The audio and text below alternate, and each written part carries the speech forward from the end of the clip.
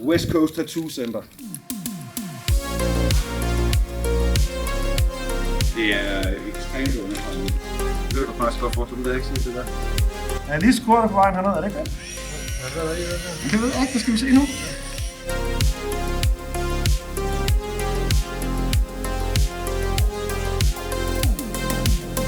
Og jeg elsker dem her, fordi de er altid gode, når man lige skal slå på dem. Dem er ikke splinter de ud. Ja, det er jo værd lort.